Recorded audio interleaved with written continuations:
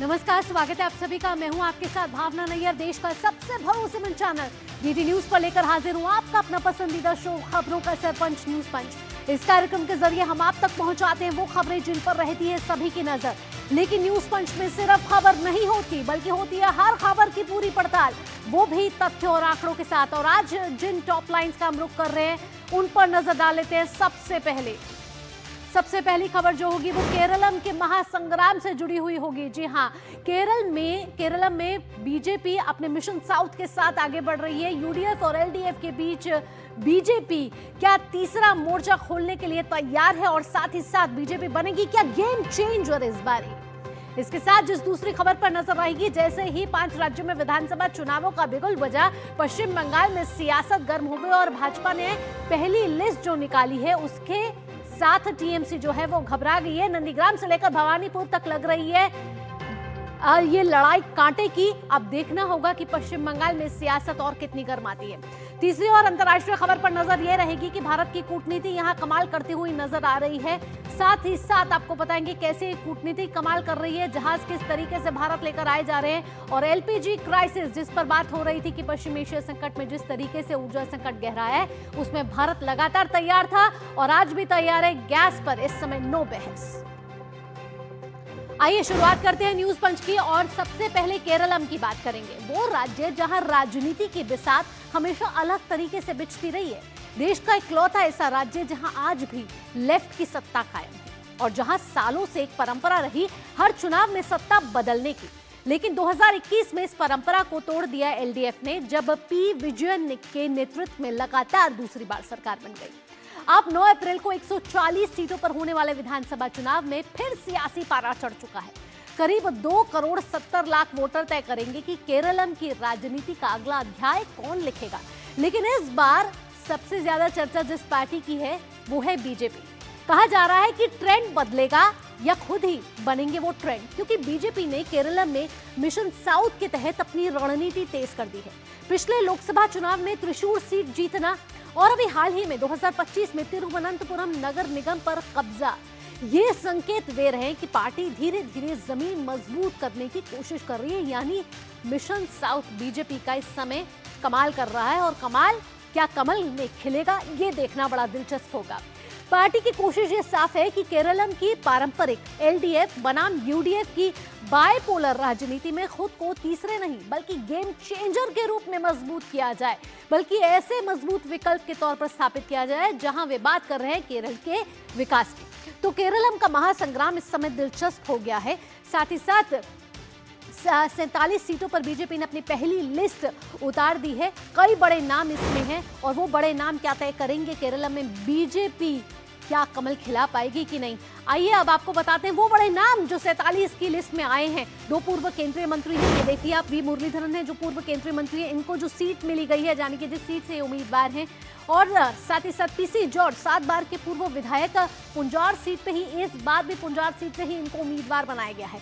इसके साथ नव्या हरिदास बड़ा नाम कहा जा रहा है, ये वो हॉट सीट है जिस पर इस बार सबकी नजर है, और प्रियंका गांधी के खिलाफ इनको उतारा गया था पिछली बारी। मेजर रवि पूर्व एनएसजी कमांडो और अभिनेता हैं। साथ ही साथ राजीव चंद्रशेखर, एक बड़ा नाम, बीजेपी का चेहरा केरलम में, जिनको राजीव चंद्रशेखर को कहीं ना कहीं माना जा रहा है, ये भी पूर्व केंद्रीय मंत्री है। तो ये 5 बड़े नाम हैं इस 47 की पहली लिस्ट में, जो कहा जा रहा है कि कहीं ना कहीं केरलम की राजनीति में एक बड़ा बदलाव यहां लाते हुए नजर आएंगे। अब आगे बढ़ेंगे। आगे बढ़ते हुए आपको बताते हैं कि पिछले चुनावों में किस तरीके से जो कहा जा रहा है कि परंपरा बदली। परंपरा कैसे बदली?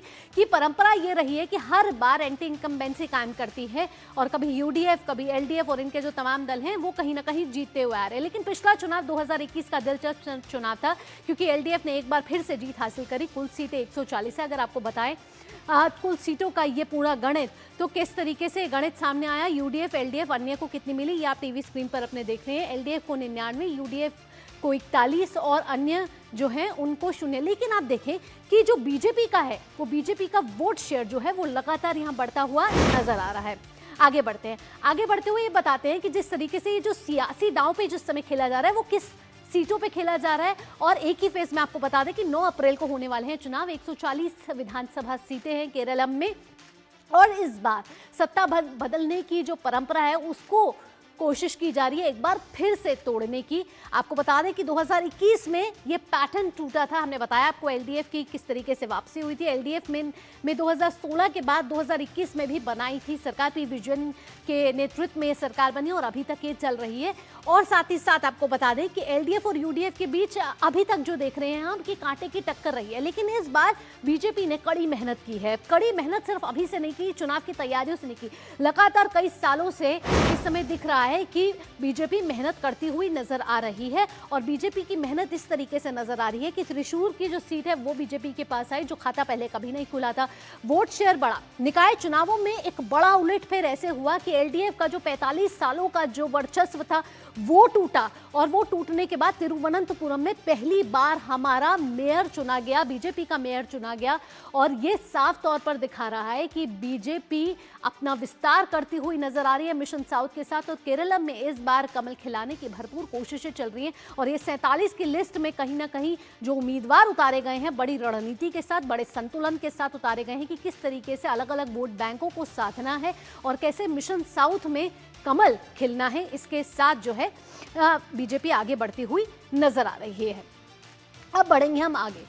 अब जब हम आगे बढ़ते हैं तो एक और बड़ा राज्य है जिस पर इस बार सभी की निगाहें टिकी हुई हैं, वो है बंगाल। बंगाल की सियासत में इस बार मुकाबला सिर्फ सीटों का नहीं है, साख का है, प्रतिष्ठा का है। ये नहीं कहा जा रहा कि ताज किसको चढ़ेगा, ताज बदलेगा या ताज नया बनेगा, क्योंकि नंदीग्राम से लेकर भवानीपुर तक एक दांव से दो तीर इस समय चलाए गए हैं। राजनीति का तापमान अभी से ही चरम पर नजर आ रहा है पश्चिम बंगाल में। पश्चिम बंगाल के चुनावी रण में जैसे ही बिगुल बजा, वैसे ही बीजेपी ने, आपको बताएं कि करीब करीब आधी जो लिस्ट है, जितनी कुल सीटें हैं उसकी आधी जो लिस्ट है वो निकाल दी है। बीजेपी ने बंगाल में पहली सूची जारी कर दी है और एक बड़ा नाम जो यहां पर आ रहे हैं उसमें वो नाम है शुवेंदु अधिकारी। मुख्यमंत्री ममता बनर्जी बनाम शुवेंदु अधिकारी, यानी वही टक्कर जिसने 2021 में नंदीग्राम को देश भर की सबसे चर्चित सीट बना दिया था। आइए अब आगे बढ़ेंगे और ये जो बंगाल का बैटल है उससे जुड़े ग्राफिक्स आपको दिखाते हैं। जो ये पहली सूची है वो क्या कह रही है। पहली सूची में देखिए आप कितने नाम सामने आ चुके हैं। ये जो बंगाल का दंगल है उसमें बीजेपी की पहली सूची आ चुकी है। 144 नाम जो है यहाँ बीजेपी अपने उतार चुकी है। यहाँ भी बड़ी रणनीति के साथ बीजेपी बढ़ती हुई आगे नजर आ रही है। यहाँ पे भी रणनीति, संतुलन और किस तरीके से एक बड़ा उलटफेर किया जाए, क्योंकि एक बड़ा लंबा सफर रहा है ममता बनर्जी का और अगर उसको तोड़ना है तो बीजेपी को पुराने चेहरों और नए चेहरों पर दांव लगाना होगा। यहाँ पर पुराने चेहरों पर दांव लगाया गया है अगर पहली सीट की बात करें, और जमीनी कार्यकर्ताओं को प्राथमिकता दी गई है। अभी हमने देखा कि किस तरीके से यात्रा भी निकाली गई, परिवर्तन यात्रा हो, ऐसी यात्राएं जो बीजेपी है चुनाव के बिगुल बजने से पहले ही शुरू कर दी थी। आपको बता दें कि महिला उम्मीदवारों को भी इसमें टिकट में नाम दिया गया है। 11 महिला उम्मीदवारों को यहाँ टिकट मिली है। अगले ग्राफिक्स का रुख करेंगे कि दीदी बनाम शुवेंदु अधिकारी के बीच किस तरीके की यहाँ टक्कर नजर आ रही है। शुवेंदु अधिकारी वर्सेस ममता बनर्जी के बीच की ये लड़ाई आप देख रहे हैं, कहीं ना कहीं ये आपको साफ तौर पर दिख रही है। नंदीग्राम और भवानीपुर से टिकट शुवेंदु अधिकारी को मिला। ऐसे पहले कभी नहीं हुआ कि बीजेपी ने यहाँ से एक सीट, 2 सीटों से एक उम्मीदवार को लड़ाया हो। तो यहाँ कहीं ना कहीं एक ममता का जो गढ़ रहा है उस पर सीधी टक्कर और उस पर नजरें गड़ाए हुए हैं इस समय बीजेपी की, कैसे यहाँ पर जो किला है वो ध्वस्त करना है। आइए हमारे साथ संवाददाता जुड़ गए हैं हमारे साथ। अगर मिशन साउथ की बात करें या पश्चिम बंगाल के बैटल की बात करें, विवेक नारायण है त्रिवेंद्रम से, वहीं सौरभ दत्ता है कोलकाता से। सबसे पहले सौरभ के पास आएंगे। सौरभ, देखें तो बीजेपी ने जितनी भी कुल सीटें हैं उसकी आधी सीटें निकाल दी हैं, बड़े बड़े नाम हैं, लेकिन जो बड़ी लड़ाई है वो नंदीग्राम और भवानीपुर तक की नजर आ रही है। यहाँ पर किस तरीके की कड़ी टक्कर यहाँ शुवेंदु अधिकारी ममता बनर्जी को देते हुए नजर आएंगे और बीजेपी ने बड़ा दांव यहाँ पे खेला है। भावना, देखिए बीजेपी ने जो पहली सूची जारी की है, इस सूची से एक मैसेज साफ है कि अगर बंगाल में तृणमूल को टक्कर देने वाला कोई है तो वो भाजपा है। और उसी के लिए कैंडिडेट लिस्ट से ही ये मैसेज वोटर्स को देने की कोशिश की गई है बीजेपी की तरफ, भाजपा की तरफ से। और इसीलिए इस बार आप देख रहे हैं कि नंदीग्राम के साथ साथ भवानीपुर, जो ममता बनर्जी की गढ़ मानी जाती है, वहां पे शुवेंदु अधिकारी को चुनाव पर लड़ाना, उनको कैंडिडेट करना, ये अपने आप में जो बीजेपी के जो वर्कर्स है उनमें भी एक जोश ला दिया है, क्योंकि ये माना जाता है कि ममता बनर्जी भवानीपुर की बेटी है, तो उनके घर पर जाकर उनको चुनौती देना, ये बीजेपी के जो वर्कर्स है उन पे अलग ही एक जोश लाया है। 2021 में क्या हुआ था? 2021 में शुभेंदु के घर में ममता बनर्जी गई थी, और इस बार पलटवार में बीजेपी पूरा पासा पलट दिया है। इस बार शुभेंदु अधिकारी को नंदीग्राम के साथ साथ ममता बनर्जी के घर में खड़ा कर दिया है। ये चुनौती देने के लिए बीजेपी के पास वो ताकत है कि वो सीधी चुनौती दे सके ममता बनर्जी को। और अगर आप देखें कि पिछले दिनों में ममता बनर्जी के अगर आप कुछ स्टेटमेंट्स में देखें तो उनकी जो विश्वास है वो भी कहीं ना कहीं लड़खड़ाता नजर आ रहा है, क्योंकि बिल्कुल सौरभ, कहीं ना कहीं ममता का आत्मविश्वास डगमगाता हुआ नजर आ रहा है, क्योंकि बीजेपी अपनी ताकत दिखाने में कोई कोर कसर यहाँ छोड़ नहीं रही। मिशन साउथ की ओर चलते हैं, तिरुवनंतपुरम चलते हैं, जहां हमारे संवाददाता विवेक नारायण हमारे साथ जुड़े हुए हैं। विवेक, हमने देखा कि लोकसभा में बीजेपी ने अपना खाता यहां से खोला, तिरुवनंतपुरम में तो ऐसा कमाल करके दिखाया, कमल खिला यहां पर कि तिरुवनंतपुरम में पहली बार 45 सालों में मेयर हुआ और लगातार वोट शेयर में इंक्रीज हो रहा है, और साथ ही साथ रोड शो साफ तौर पर दिखा रहे हैं कि जनता इस समय बीजेपी को सुनना चाह रही है। तो लग रहा है कि यहां पर बीजेपी सिर्फ गेम चेंजर या तीसरा विकल्प नहीं, अपना सत्ता पर काबिज होने की पूरी कोशिश यहां आजमाते हुए नजर आ रही है। देखिए भावना, इस समय बीजेपी ने लोकल बॉडी इलेक्शंस को मोमेंटम कैरी करते हुए बीजेपी ने इस समय इस इलेक्शन में हेवीवेट्स, पार्टी हेवीवेट्स को जगह दी है। तो राजीव चंद्रशेखर इस समय नेमम में चुनाव लड़ता है और के सुरेंद्रन मंजेश्वरम में है। रिमेंबर, के सुरेंद्रन बीजेपी का पिछले स्टेट प्रेसिडेंट है, और V Muraleedharan MOS V Muraleedharan इस समय तिरुवनंतपुरम में लड़ रहे हैं, और शोभा सुरेंद्रन पालक्काड में है। तो हेवीवेट्स कैंडिडेट्स में बीजेपी ने इस समय फील्ड करता है, तो बहुत इंपॉर्टेंट है as far as BJP is concern है। ये चुनाव बहुत इंपॉर्टेंट है। पिछले इलेक्शन में बीजेपी का वोट परसेंटेज है 13.3%, और इस समय भाजपा को सेंट्रल लीडरशिप ने कहा है, तो भाजपा एक टारगेट दिया है, तो इस समय 25% आगे बढ़ता है बीजेपी को। ये है भाजपा को टारगेट। तो बीजेपी ने इस समय अभी तक 2021 इलेक्शन में एक भी सीट नहीं है, तो इस समय 30 सीट्स में बीजेपी कॉन्सेंट्रेट करता है, और this election is going to be extremely crucial. ऐसे नॉर्थ केरला, सेंट्रल केरला में बीजेपी को इन्फ्लुएंस बड़ा है, और ऑल्सो तिरुवनंतपुरम, पालक्काड, त्रिशूर में 40 to 50 सीट्स में बीजेपी को इन्फ्लुएंस बहुत ज्यादा है इस समय, इस टाइम में। तो राजीव चंद्रशेखर ने यस्टरडे उसका रोड शो स्टार्ट हुआ है, और बी श्रीलेखा, वो ADGP है, केरला का फॉर्मर ADGP है, उसको रोड शो भी यस्टरडे वो शुरू हुआ है। तो इस समय बीजेपी को बहुत कॉन्फिडेंट है।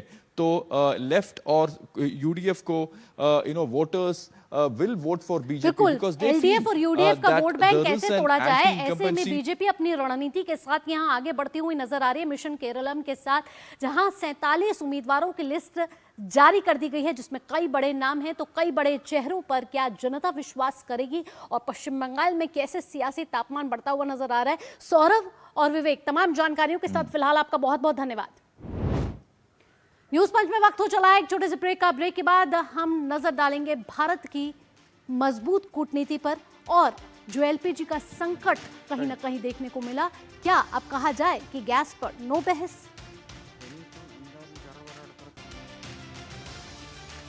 ब्रेक के बाद आपका स्वागत है, आप देख रहे हैं न्यूज पंच। आगे बढ़ेंगे। संकट के इस दौर में जब हॉर्मुज स्ट्रेट में तनाव अपने चरम पर है, एक राहत भरी खबर भारत के लिए आई है। ये सिर्फ जहाजों के पहुंचने की खबर नहीं है, बल्कि भारत की मजबूत कूटनीति की कहानी है। 46,000 टन LPG लेकर भारतीय जहाज शिवालिक, गुजरात के मुंद्रा पोर्ट पर पहुंच चुका है, और राहत का ये सिलसिला यहीं तक नहीं रुकता या थमता। आज नंदा देवी भी भारत पहुंचने वाला है। साथ ही UAE से 81,000 टन कच्चा तेल लेकर जगलाडली भी भारत की ओर बढ़ रहा है। ये सिर्फ तेल नहीं, बल्कि भारत की ऊर्जा सुरक्षा की एक मजबूत कड़ी है। ध्यान देने वाली बात यहाँ ये है कि ये सभी जहाज हॉर्मुज स्ट्रेट जैसे संवेदनशील और संघर्ष प्रभावित इलाके से होकर आ रहे हैं और जहां अभी भी कई देशों के जहाज फंसे हुए हैं। ये सिर्फ सप्लाई की कहानी नहीं है, ये है भारत की कूटनीतिक ताकत की मिसाल। तो साथ ही साथ अगर एलपीजी संकट की बात भी की जाए, जो लगातार लग रहा था, जिसमें पैनिक वाली सिचुएशन थी, लोग घबरा रहे थे, अब हालात क्या हैं आपको बताते हैं। देश में एलपीजी संकट की कोई ऐसी खबर नहीं है, क्योंकि ऐसी अफवाहें और भ्रम फैलाया जा रहा था। सरकार ने पूरी तरीके से तैयारी कर रखी थी, एसेंशियल कमोडिटी एक्ट को लागू कर दिया था, साथ ही साथ दूसरे देशों के साथ संपर्क साधा हुआ था। सप्लाई पर सरकार की 24/7 नजर है, मॉनिटरिंग की जा रही है, राज्यों के साथ समन्वय स्थापित किया जा रहा है। आपूर्ति व्यवस्था सामान्य रूप से इस समय जारी है। अगर ऑनलाइन बुकिंग की बात की जाए तो उसमें जबरदस्त यहाँ डिमांड देखने को मिल रही है। ऑनलाइन बुकिंग लगातार बढ़ रही है। आपको बता दें 84% से बढ़कर 90% बुकिंग इस समय हो रही है। लोगों से बार बार यही अपील की जा रही है, सरकार अपील कर रही है, औपचारिक माध्यम पर ही बिलीव करें, वहीं उसी पर ही विश्वास करें और अफवाहों और भ्रम की स्थिति में ना आए। तो आपको बता दें कि जो स्थिति 2 या 3 या 4 दिन पहले थी, उस स्थिति में अगर आज की स्थिति को देखा जाए तो एक बड़ा बदलाव यहाँ देखने को मिला है। जनता का भरोसा सरकार पर है और सरकार लगातार अपनी अपील के जरिए, चाहे फिर वो संसद में बयान हो केंद्रीय मंत्री का, और सिर्फ बयान ही नहीं, उसको इम्प्लीमेंटेशन में बदलना भी सरकार ने ये अपनी डिप्लोमेसी के जरिए भी दिखाया है और साथ ही साथ जिस तरीके से कार्य किया है उसमें भी दिखाया। अगर डिप्लोमेसी की बात की जाए, कूटनीति की बात की जाए, तो मजबूत कूटनीति इस तरीके से नजर आ रही है कि लगातार जहाजों का आने का सिलसिला जारी है। एलपीजी से लदा दूसरा जहाज जो है नंदा देवी आज किसी भी वक्त यहाँ पहुंच जाएगा।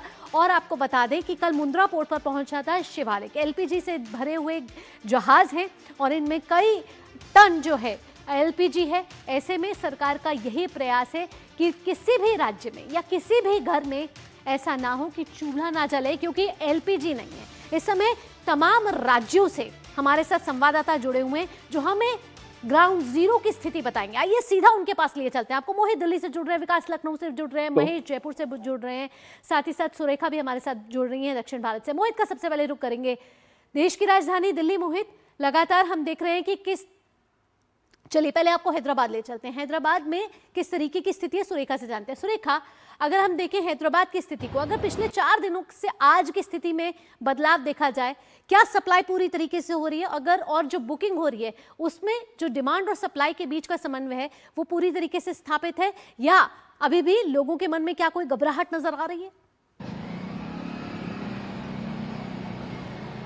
जी देखिए, जो 4-5 दिन पहले पैनिक वाली सिचुएशन थी उस पे कह सकते हैं कि लोग अब थोड़ा डरे जरूर हुए थे, लेकिन उसी को लेकर जो डिमांड थी वो बहुत लगातार बढ़ रही थी। जैसे कि हम देख रहे थे कि पहले तो ये कहा जा रहा था कि डीलर्स की तरफ से कि 5 से 6 दिन लग रहे थे, लेकिन अब वो धीरे धीरे जो है वो जो दिन है वो बढ़ रहे थे, करीब 10 से 11 दिन उस तरीके से। हमारे साथ डीलर है, हम लोग इस वक्त जो है यहाँ पर रामांतपुर में है और यहाँ के जो एचपी डीलर हैं, आपसे जानना चाहेंगे कि पिछले 4-5 दिनों में कुछ आपको लगता है कि कंट्रोल में आया सिचुएशन? जो अभी कंट्रोल पे आया मैडम।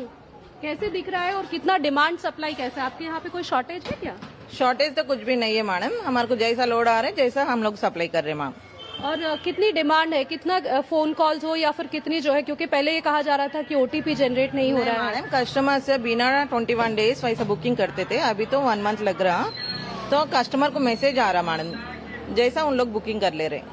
बिल्कुल, पहले कितने आपको जो है कि इस समय डिमांड तो जरूर है, लेकिन जो वक्त पहले ज्यादा लग रहा था अभी तो कंट्रोल पे है मैडम। मोहित भी हमारे साथ जुड़ गए दिल्ली से। मोहित, देश की राजधानी दिल्ली है और 4 से 5 दिन पहले की जो सिचुएशन देख रहे थे कि गैस एजेंसियों के बाहर लंबी लंबी लाइन लग रही थी क्योंकि अफवाहों के बीच लोग घबरा गए थे, लेकिन आज की स्थिति क्या बयान कर रही है? जिस तरीके से हम देख रहे हैं कि लगातार जहाज आ रहे हैं, भारत की मजबूत कूटनीति यहाँ नजर आ रही है, भारत लगातार दूसरे देशों के संपर्क में है, दिल्ली की इस समय क्या स्थिति है?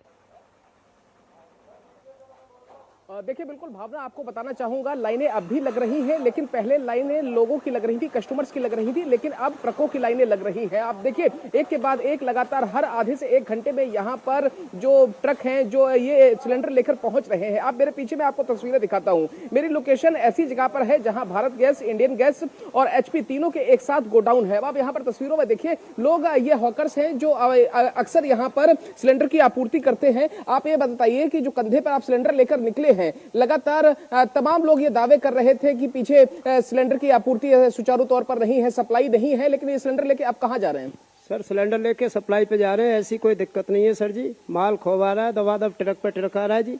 2-4 दिन में सही हो जाएगा। लेट जिसकी बुकिंग है उसको लेट मिल रहा है, जिसकी अभी बुकिंग है उसको लेट मिल रहा है सर। लेकिन ये पीछे से ये कहा जा रहा था कि कुछ लोग यहाँ पर जिनके 3-3 कनेक्शन है वो यहाँ से बुकिंग उठाकर और पीछे ब्लैकमेलिंग कर रहे थे, सप्लाई कर रहे थे, होटल पर पीछे बेच रहे थे। ऐसी भी कुछ घटनाएं सामने आई हैं? कोई वाकया सामने आया है? सामने तो ऐसी कोई घटना नहीं आई सर। हमको जिसकी पर्ची मिलती है उसके घर हम पहुंचा देते हैं। आपकी बात नहीं कर रहा हूँ, कुछ ऐसे लोग जिनके पास सिलेंडर थे लेकिन उन्होंने एक्स्ट्रा बुकिंग करा के रखी, कुछ पीएनजी धारक उन्होंने भी बुकिंग कराई क्या यहाँ पर? हाँ सर, यहाँ पे हमारे पास नहीं है ऐसा कोई चक्कर जी। अच्छा, हाँ जी। लेकिन अभी आपके पास आपूर्ति पूरी है, सुचारू तौर पर चल रही, गाड़ियां आ रही हैं? इतना हम लेके जा रहे हैं सर। हमें 35 मिले, 35 पर्ची लगा के आएंगे सर जी। तो भावना आप साफ तौर पर देखिए, तो ये साफ लोग यहाँ तौर से पर ग्राउंड निकल जीरो रहे पर हैं, हमारे हॉकर से संवाददाता लगातार आपको रियल पिक्चर दिखा रहे हैं और ये पिक्चर साफ तौर पर दिख रही है कि एक के बाद एक ट्रक लगे हुए हैं और ये ट्रक क्या कर रहे हैं, जो डिमांड आ रही है वो सप्लाई पहुंचाने और वो भी निर्बाध सप्लाई, समय पर सप्लाई पहुंचने की कोशिश की जा रही है। और ये सब उसी तरीके से हो रहा है जिस तरीके से सरकार मॉनिटरिंग कर रही है और सरकार प्रयास कर रही है कि हर घर में चूल्हा जलता रहना चाहिए, फिर वो चाहे घर का चूल्हा हो या व्यापारियों का बिजनेस हो। यहाँ हमारे साथ महेश भी जुड़ रहे हुए हैं जयपुर से। महेश, गुलाबी शहर है और यहाँ पर लोगों में कहीं ना कहीं डर था 3 से 4 दिन पहले। अगर जयपुर की स्थिति की बात की जाए तो इस समय किस तरीके की स्थिति है, सामान्य क्या स्थिति है? और जिस तरीके से कहा जा रहा था संकट की स्थिति जब पैदा होती है तब कालाबाजारी भी बढ़ जाती है, जमाखोरी बढ़ जाती है, उसको लेकर भी किस तरीके के प्रयास यहाँ किए जा रहे हैं?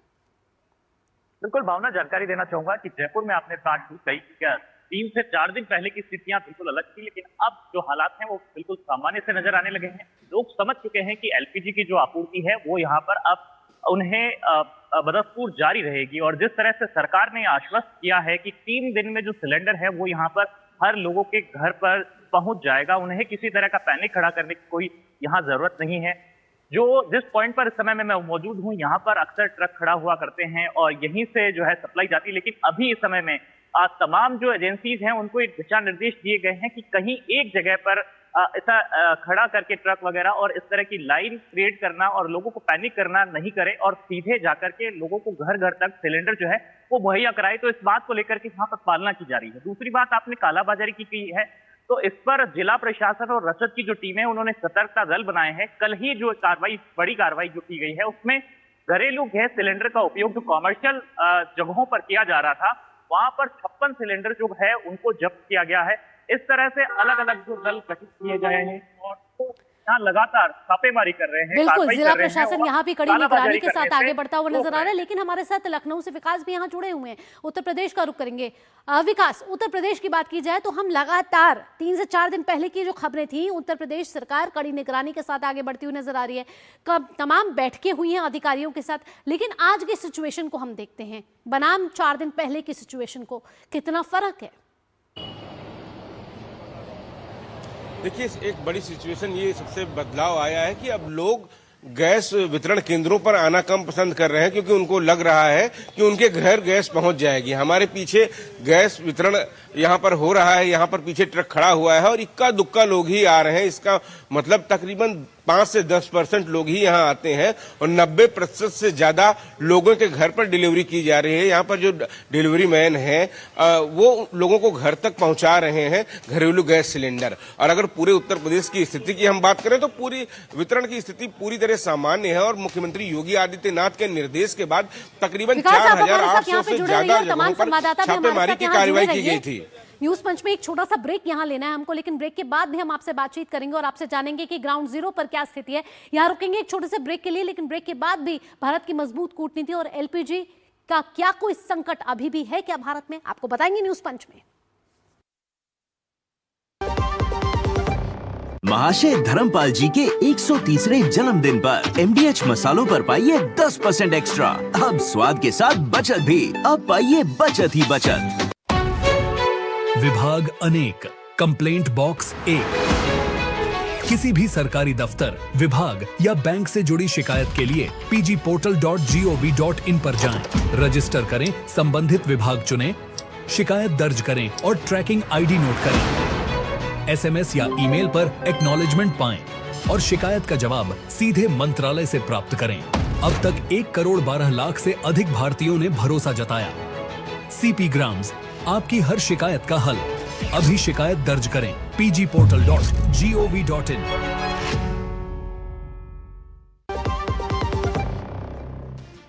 ब्रेक के बाद आपका स्वागत है। आप देख रहे हैं न्यूज पंच और इस समय एक बड़ी खबर आ रही है। आइए सीधी बड़ी खबर का रुख करेंगे और बड़ी खबर ये है और एलपीजी संकट से जुड़ी हुई ये खबर है कि शिवालिक के बाद जो नंदा देवी जिसका इंतजार किया जा रहा था, शिवालिक कल पहुंच चुका है और अब नंदा देवी का पहुंचने का जो इंतजार था वो गुजरात के कांडला पोर्ट पर पहुंच चुका है। नंदा देवी, आपको बता दें, ये जहाज है जो लगातार हॉर्मुज स्ट्रेट से होते हुए यहाँ आ रहा है और इस ऊर्जा और तेल के संकट में जिस तरीके से भारत की मजबूत और सुपर डिप्लोमेसी देख रही है उसका ही ये बड़ा उदाहरण है कि जब शिवालिक के बाद नंदा देवी जहाज भारत पहुंच चुका है, गुजरात के कांडला पोर्ट पर पहुंच चुका है नंदा देवी जहाज, जिसमें कई मीट्रिक टन एलपीजी है। न्यूज पंच में इस वक्त की बड़ी खबर, डीडी न्यूज की इस वक्त की बड़ी खबर, जहां एलपीजी से लदा दूसरा जहाज शिवालिक कल पहुंचा था और अब से कुछ देर पहले नंदा देवी भी भारत यहां पहुंच चुका है।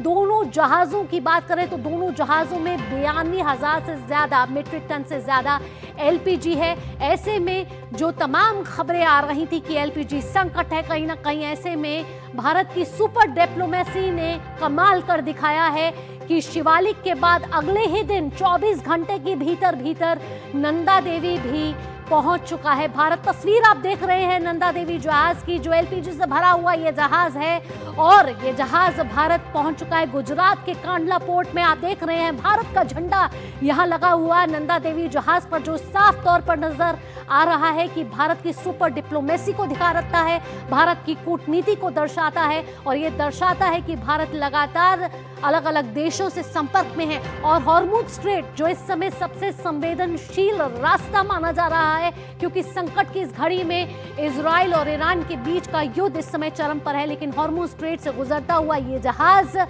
शिवालिक के बाद नंदा देवी भारत में गुजरात के कांडला पोर्ट पर पहुंच चुका है।